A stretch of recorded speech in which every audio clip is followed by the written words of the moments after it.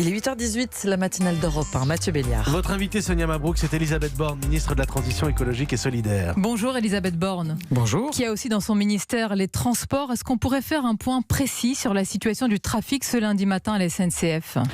Ce matin, on a une nette amélioration avec un trafic normal sur les TGV, y compris les Ouigo. En Île-de-France et dans plusieurs régions, il reste des perturbations dans quelques régions et sur les trains intercités. Donc ça veut dire qu'il y a encore beaucoup de Français qui vivent des situations difficiles. Et moi je le dis clairement, ça n'est pas acceptable. Et il faut que le travail reprenne pour arrêter de pénaliser les usagers. Ce fut 3 jours extrêmement, comme vous le dites, pénalisants. La SNCF a indiqué que tous les billets des voyageurs impactés seront remboursés.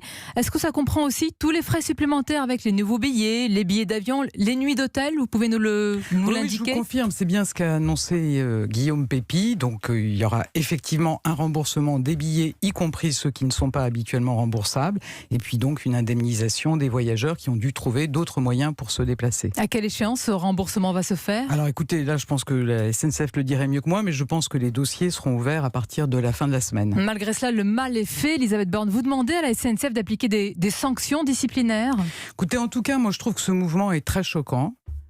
Enfin, mettre en difficulté des Français qui veulent partir en vacances, qui veulent aller travailler, c'est clairement pas ce qu'on attend d'un grand service public.